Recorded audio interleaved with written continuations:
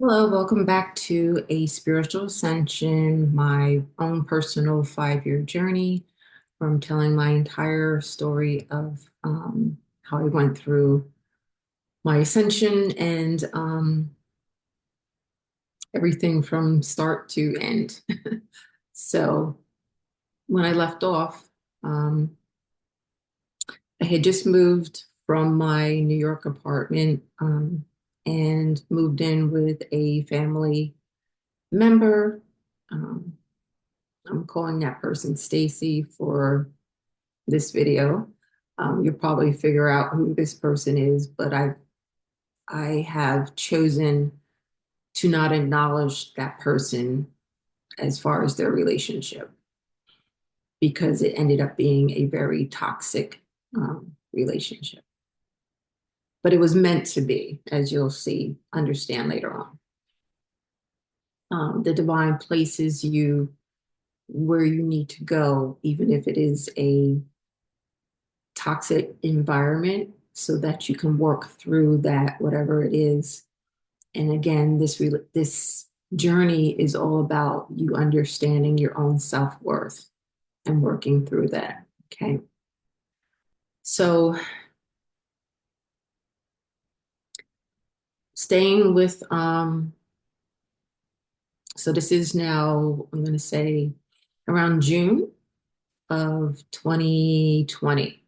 And I had just gone to New Jersey. We're in the middle of the international, I'm going to say epidemic at that point. And my best friend for 20 years also lived in New Jersey. And it was nice because she was about, I don't know, maybe 25 minutes away. And she had said to me, excuse me, oh my goodness. My stomach is usually always growling before when I do these videos. I'm sorry for some explanation. So I said, let me eat beforehand so that, anyway. Um, she had said to me, if, you ever want to stay over for a couple days and give the family member a break, or, she had an extra spare room that I would go to previously when her and I were I stayed there for a weekend or whatever. So he said, oh, okay, that would work out good and give me a little bit of break, give her a little bit of break. Um, I had started doing a lot of work also with the ARE of New York, the Edgar Casey Center. And like I said, we were supposed to go on this cruise. Um, the previous year, she had said to me, like we don't have to be up under each other during the cruise. And that was kind of hurtful. And I couldn't really understand why she would say something to me. So it took me a couple weeks. And I finally, when we talked again, I had said to her, like, why would you say that to me? Like, the cruise is almost a year out and we don't know what we're going to be doing on each day. But why did you feel like a whole year ahead of time you needed to tell me that we don't have to do the same things during the cruise? It was a 10-day cruise, or, if I want to do something, like that stuff that we could worry about later on. So there was already something that didn't feel right in the relationship. And as I said, she had gone through a really bad separation from her husband. They were married a very long time, and she seemed to kind of had a little slight change after that, probably not feeling as confident as she once did. And I totally understand. I had supported her all through it, as she had supported me all through many of my own difficulties. Um, there had also been a time when I was still in New York, and this is probably 2019 or whatever. Um, I had booked tickets for us to go see a show, and it was in New Jersey, which I would have had to travel at least about 2 hours on the train to get there. And for her, probably in a car, it would have taken like maybe 45 minutes. Actually, it probably was more time on the train as far as, getting on the subway and then waiting for the train. And then I think I had to actually switch trains and, so forth. So it might have been like a 2.5 hour, 3 hour um, ride from my house from door to door. So I just wanted to spend time with her. I hadn't seen her for a while. She had sold the family home and was going to buy a townhouse for herself and had been staying with one of her old college roommates who she had been really good friends with for many years. So I said, well, let's go see the show. I bought the tickets and then we can do lunch or whatever. So um, she agreed, but there was seemed to be like this pull, like a tug of war as far as like, do you want to go? Do you want to do this? On that day I arrived and it's a nice college town. So I walked around for a little bit until she figured she would arrive. And I went to the theater and, waiting for her. And the show was just getting ready to start and she still wasn't there. And I'm like, oh my goodness, like, I don't want to miss the opening it was a play. So it probably she arrived like 10 minutes after the show started. So she still had to park. I had to go out to the main entrance and, um, get her in the door with the ticket and everything. And like I was really disheartened because I'm like, I came like almost, 2.5, 3 hours on the train, made sure I was here ahead of time to meet you for this. You're already in the area. I didn't say this to her, but just like kind of fuming inside and, you know, that you weren't here on time. I had bought these tickets. And something actually I just reminded myself of another instance like that. And um, so we sat down to see the show. And during it, I kind of glanced over and I noticed that she was falling asleep. And I'm like, are you kidding me? Like, it probably was a Saturday or whatever. I don't know what remember what had done the day before. But I'm like, I bought these tickets. They weren't cheap. And first of all, you were late. So I missed the beginning of the show. And now you're falling asleep.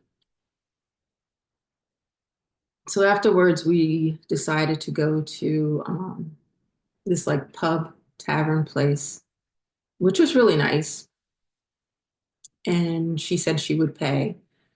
And but then she was only ordering like, like of course I don't like to like I like to go by whatever the other person is ordering if they're paying. So I think she ended up getting like just a little soup or something like that. But she's like, oh, go ahead and get what you want. But like, of course I don't feel right doing that. And um it was just like really, really weird. And she left and I had to wait for the next train.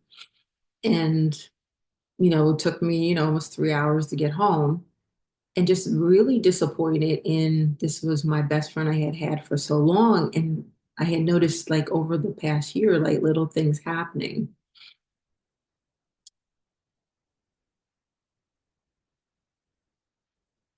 It came to a time one day she had called me. There was a bunch of other things that had happened. Probably over those few years leading up to that, I had noticed little things.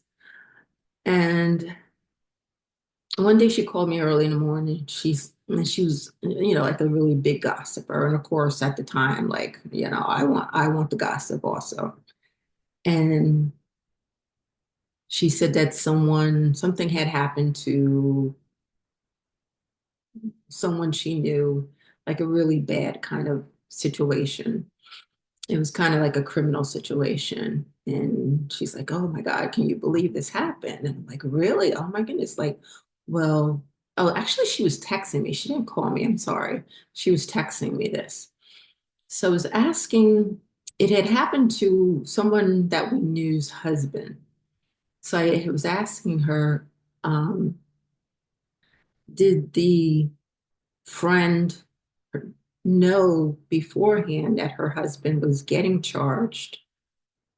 Um, was she aware, or was she just finding out through the news because it was all over the news that day? And she never responded back. So, day went by and so forth, and she still hadn't responded back. And I'm like, okay, I know she saw my text. So after a couple of days, I'm saying to myself, you know what? There are so many instances that have been going on and happening. And this is someone who I had loved for 20 years. Like I said, we were white, like white on rice. And um, like her Bonnie to my Clyde, like went through so many different situations together that I would have done anything for her. And I know she would have almost done anything for me. And, but things were changing. And it's kind of like the universe was sending me these signals like it's time to end this relationship. And it was the hardest thing for me to say, accept that. Like, and then questioning, is this right? Is this true? Like, by doing this, I'm cutting off not only her, but a lot of the other kind of associates that I had from her. And that how could I go on in my own life without her in it? And really grappling with that for a couple of days. And then I just decided I think that's the end of it. And I think she tried to call me and I didn't answer. And she kept trying. And then finally she emailed me and she's like, well, I'm trying to reach you, can't reach you. If something had happened, let me know, whatever. So I finally just kind of said, I think after all these years, I'm realizing that this relationship is just no longer working. And I just no longer want it. And she kind of wrote back, well, okay, I understand. I did see a change in our relationship over the past year. So, like, I accept that. She had been holding on to a piece of my furniture when I moved. So our mutual friend here who had actually moved my stuff into storage, one day she had him bring that piece of furniture over.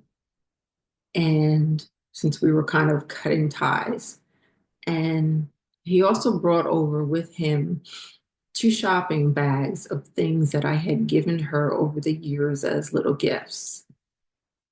And I was kind of, well, I say I shouldn't be shocked because I knew kind of that's the way she was.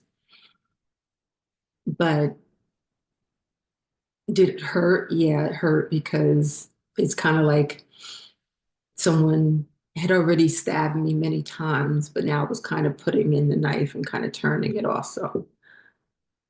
So I knew at that point that it was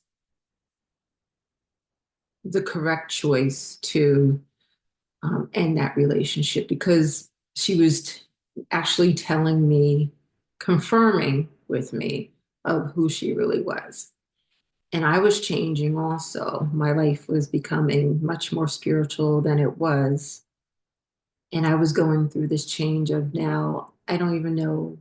what my life is about to be as far as going back to New York or, you know, my whole life was kind of up in the air and not being assured of anything at that point.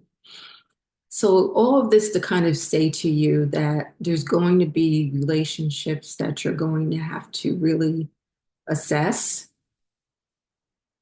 um, and then really say to yourself, are some of these relationships kind of toxic, but I've been dealing with them for so long that I didn't recognize or I didn't want to recognize the toxicity within them, whether they be um, direct family or friendships or associates or whatever it may be, romantic relationships.